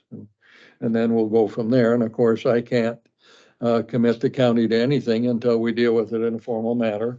And the same I know with PUD, and then when it's all done, there'll be some kind of a restructuring of the intergovernmental agreement that's fashioned under ORS 190. Our legal counsel, after 26 years with Schwabe, decided to open his own shop. So he gave notice, and as of first of the year, he's now an independent attorney. He might have taken someone else with him, but I told him we Lightwave would probably stay with Schwabe because they had the institutional memory and all the documentation, and they're a large firm. I think they're the second largest in Oregon, and they have others that can step up and know all about these kinds of arrangements and so on. So I think that's where we are with Lightwave. So that's a story yet to be completed. Let's see, some other things. I've inquired about the radio show, and we haven't heard back on that. Maybe Debbie knows something, but I'll fill a slot over there as I think you folks do and others. I don't know, do you ever get on the radio? You're not allowed to talk on it? Sure. Yes, well, and you also need some time, but okay, so that's one thing. Tonight, I'm headed up to the Manzanita City Council to do nothing more than introduce myself and give them a business card, which I got today. And I will try, as I think I said earlier, I will try and make the rounds of all the cities over the next 6 weeks or so, and do nothing more than say, if here's who I am, and if you want to, you have an issue with the county, you can at least contact me, and I will put you in a position with the people who know how to do things. And and I may do the same with the school districts and possibly even some of the others, time permitting, and when I could find a half hour to go in and just say, here, because the way I look at this, it's 27,000 people. We're all involved in one or more things, whether it's schools, the county, the cities, we are, they are us, and so on. Other than that, let's see, I've had some people want to talk to me about short-term rentals. And before I set up a time with them, I'm going to have a graduate level education from Sarah, because she's the Good idea. brains, I guess, Yes. from what I've been told. And I've heard her on a number of occasions. So yes, I will visit with her. And one last question, these others, I will get to you here one of these times and visit. The Oregon legislature, as we all know, will be convening in here in a matter of weeks. And there's only the two bills that each can introduce. Are we as a county prepared, or do we know yet what the agenda is, and there's something we single out that we want to be aggressive on and either testify or write letters, or how does that process work in terms of narrowing it down and sharpening our focus so that we have benefit, I guess, of whatever power we can bring? Great question. I don't think we've had an organized approach I think we have had more, what's the word, organic approach, like we get information from AOC about these bills are really, are important to counties. We get information from the legislators about these bills are really important to counties. So I don't know that we've had, as a body, I don't know that we've had a session where we sit down and say, okay, here are the bills and this is what we want to do about these bills, but we certainly could. It's a good idea. Well, it just seems to me, and having been involved in other organizations, you're much more effective with a rifle than a shotgun, and maybe that's not a good terminology, but you focus on what you really want to do and put your horsepower behind it and see if you can make something happen. If we go in and say, well, we like these 14 things that you're talking about, not so much on the others, I don't know that we'd have the impact. But also, and part of that question then is AOC and their focus, and you, both of you. Right. So AOC begins their monthly meetings this month. So Friday we have, did you get on their list for AOC? Yes, I wrote a letter and she responded back, I believe, well, no, that was the broadband office that did that. So AOC has our steering committees, and there are steering committees essentially from 8 until 3, I think, on Friday. There's Transportation and Community Development, of which I am a co-chair. Following that is Governance, Revenue. Following that is Natural Resources. So I will be attending all 3 of those steering committees. Everyone is welcome to attend every steering committee. At those steering committees, they typically present the bills that have a county nexus. So they're not talking about anything that doesn't impact counties at these steering committees, but they are talking about the bills that do. Right now, very few bills have dropped. The agendas that I'm looking at are showing they're showing LCs or legislative concepts on a few topics, but there aren't any bills that have dropped yet. So Friday, there are 3 steering committees, and then Monday, there are 3 more steering committees, plus the board of directors, plus the legislative committee, which will review all the bills from the steering committee. So if you just go to Ledge, you get an idea of what's on the table. That's But all online. It's all online. Well, Monday, yes, everything's available hybrid. Monday is also in Salem if you want to go in person and meet commissioners, but I can give you all that when we leave here today. Yes, yeah, if I could just get online and watch it as time permits, I would like to do that. Yep. And so that's the easiest way to know. And this being a short session, things are going to obviously, as you know, move very quickly. So we'll have these meetings in January with AOC. The nice thing with AOC, having the lobbyists, our lobbyists are in the 6 topic areas. And so they're looking at every bill that hits the ground and determining which ones are of impact to counties, and they're paring that down for us. We don't have a lobbyist or anyone in Salem specifically for us as Tillamook County. I understand that. So it can be challenging to sift and sort all the bills. However, as bills become, we become aware of bills, absolutely bringing them to say, this one is really important for Tillamook County. There was a CAFO bill, for example, that is very important, and we expect a version of that may come back this cycle. So we have our eye out for a CAFO bill. There are housing bills that are coming through that are important. You are probably familiar with the utility bill that's coming back. That one, if I understand correctly, a work session was put together. There's been utilities and counties have been talking over the last, whatever it's been, 6 months. Road fees. On the road fees and the utility right of ways. So there's been negotiation going on, and I think we are expecting, in fact, that a bill may come, a co-sponsored bill may come in front of the legislature that has the agreement of utilities and counties. So that's one that has some specific work that's happening. So there's a number of them that we know are returning this time that didn't make it last time. There was another one we were just talking about today. There's one coming out of Natural Resources that was impactful. On my thing. Well, I'll follow the AOC stuff and go online, but I'm just thinking about not knowing how the legislature works. What's important to Malheur County may be entirely different than what's important to us. And sure, and we can speak for ourselves, but then there's strength in numbers too. So it's a balance of how absolutely. you do it. In the short session, it's you're playing a whole lot more defense than offense typically, and True.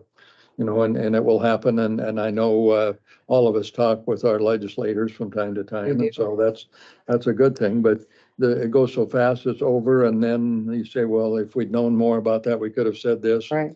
Yeah. And I think our challenge is, how do we know?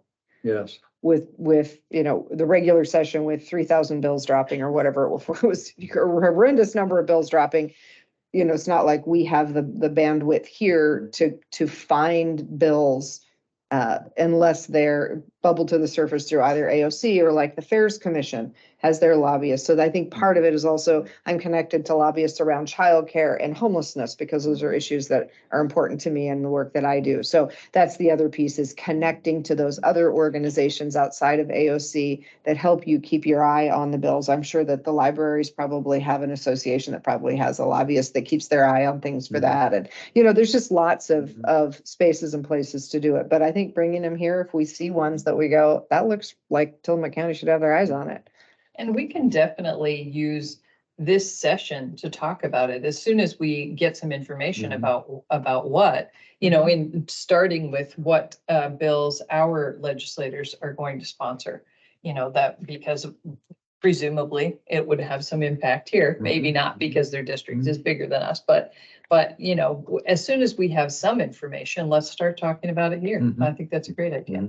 And I have testified for things for the fair. And so, and that information has come from Betsy Johnson and also from Cammie, because Cammie Von Sagern finds out, you know, immediately what's going on. And so I agree with Aaron that it sort of bubbles up organically, but there may very well be things we miss. So I think it'd be great to.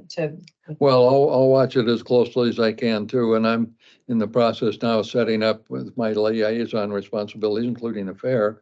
And also I'll get plugged into that. And actually, I'm already plugged in pretty well to Lightwave and now some on the roads and others, but I'll get to them. And you're quite right. I think the fair does have a contract lobbyist. And has the county ever had a little book called the Capital Club? It's all the lobbyists, registered lobbyists in Oregon, and it was started years ago. Some of you remember Frank Bronner. Don't remember Frank Bronner. He started the Oregon Bankers Association, I don't know, 30 years ago, and then he retired and he moved to Nescoin. And I got to know him fairly well. And in fact, when we had one of our former governors, Governor Roberts, speak at our chamber, he had made the arrangements because he knew her rather well, because two of her husbands were named Frank and he was the third. And the children or something were afraid that she'd hooked up with another Frank. But it wasn't. That was a lobby relationship. But anyway, he had started what was known as the Capital Club. And they publish, I think, to this day, and I've got an older copy, but it's a book that lists every lobbyist who's registered, and they're all registered, and the various industries or businesses that they represent. And it's really quite useful, because if you're interested in who represents Nike, so you go to, and it will tell you, and they probably have several, and they tell you who they are, phone numbers, email, and all that. So I'll see if I can get my hands on one of those books. It's really quite valuable. If we found something we needed to talk about, then you go to the lobby people and they'll return your calls and say, okay, what about this? Or can you send us material, or can we visit, you know, whatever we need to do. But, and I know this session goes so fast, but. Oh, there you go. Did you look up the Capital Club? Well, there you go. Find it out. So there you go. So better yet. Anyway, so that's the only other question I have, and maybe this is another one. When I'm going through all the emails and things I had, there were some requests that I do certain things. One of them, and I guess I'll ask if the county has done this. There's a 20-minute program on what to do with an active shooter. Have you been through that? I just saw that come through our CIS Learning Maybe Center. that was it. Yeah, it's through the County City Insurance Learning Center, So- and we're being asked to take that training. Okay, so that's an online, and okay, so Yeah, I just make time to do that, and it just happened. You click on it, down it comes. Okay. yep.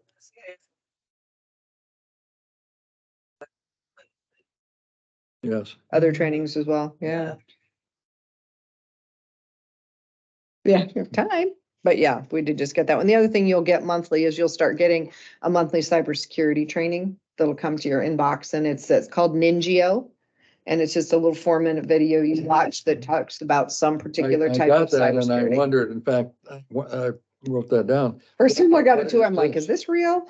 What is Never it? heard of it. Well, okay. Yeah. A I can be educated. Yes, you'll get to It's- learn all kinds of Yeah, stuff. it's IS's intention to continue to have continual training for county employees on cybersecurity issues.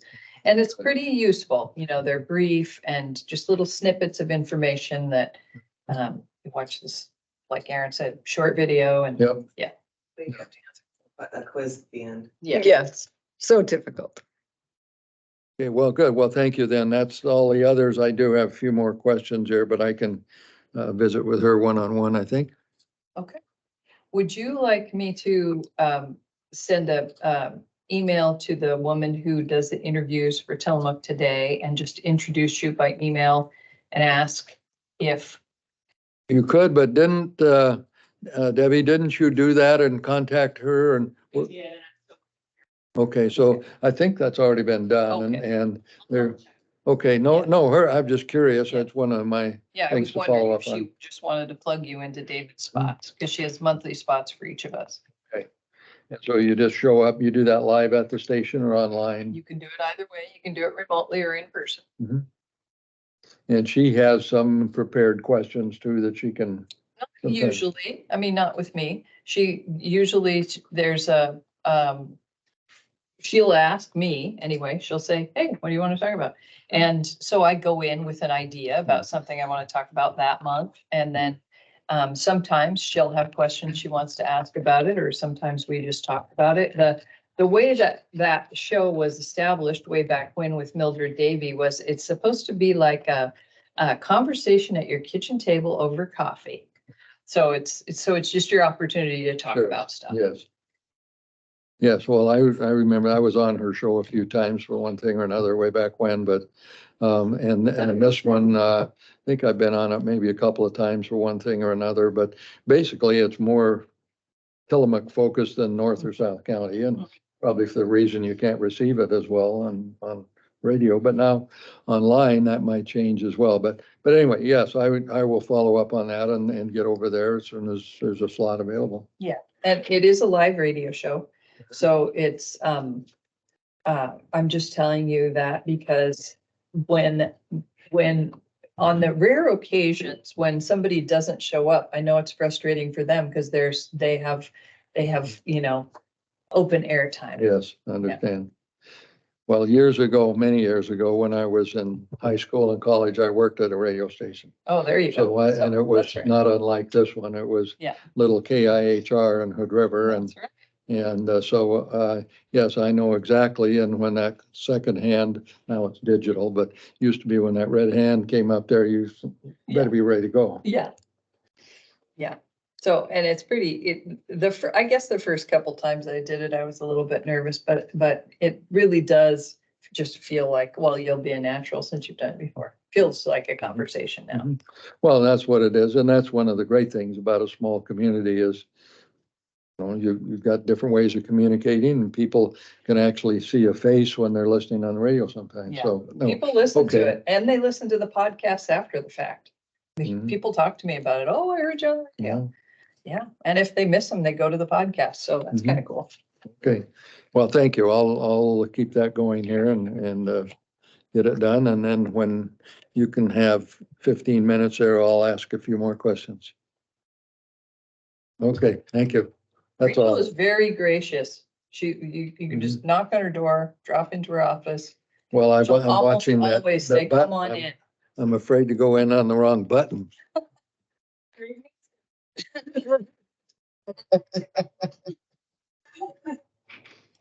Okay. We have anything else? I don't think so. No, that's enough for today. Anything, Sean? Anything else? Gotta get some, workshops scheduled. Okay. Hopefully we'll have a quorum by then. So what's a quorum doing for? Okay.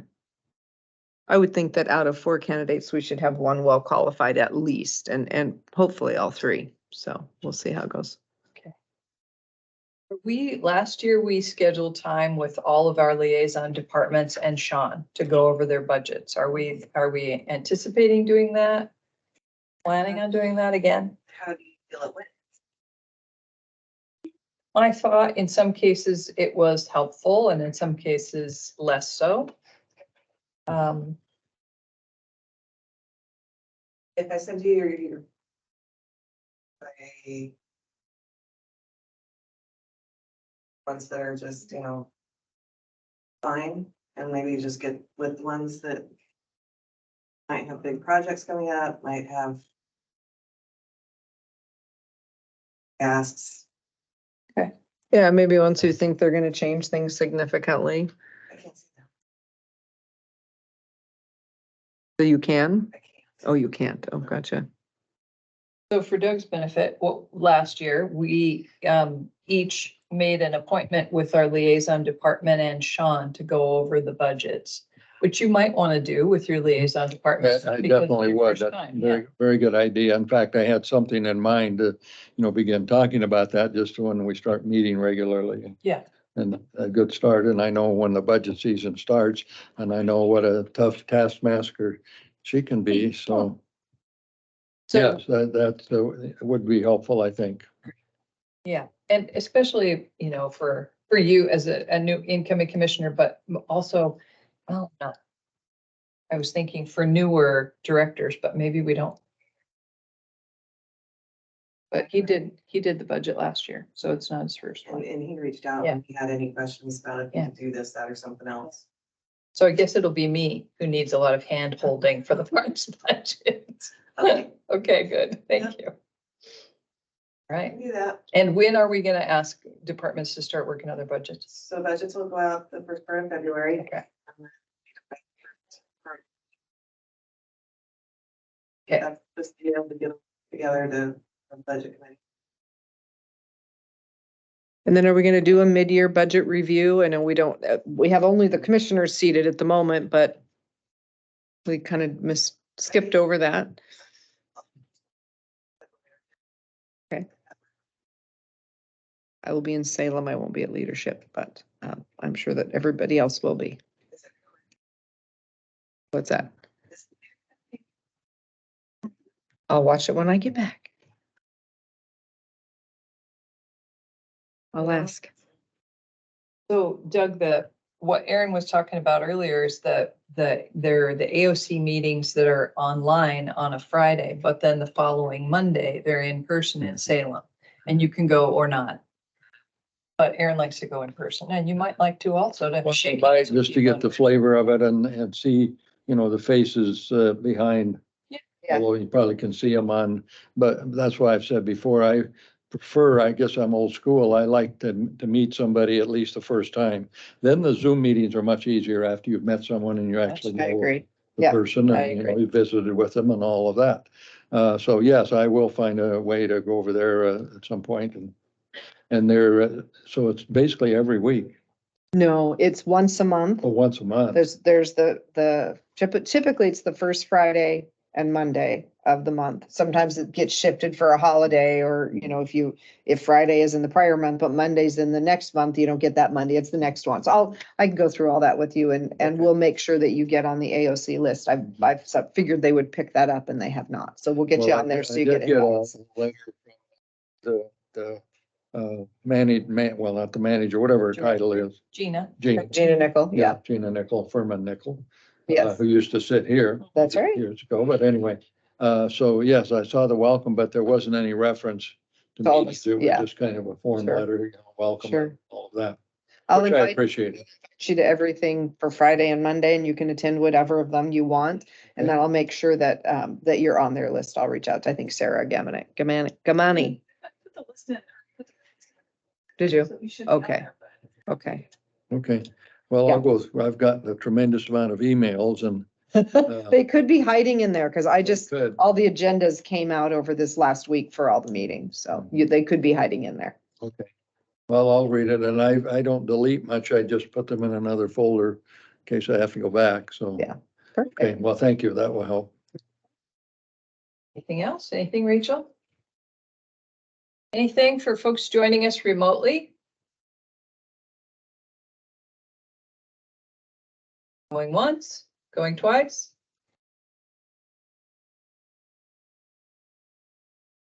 All right, then we will adjourn this meeting at 3:54 PM. Thanks, everybody.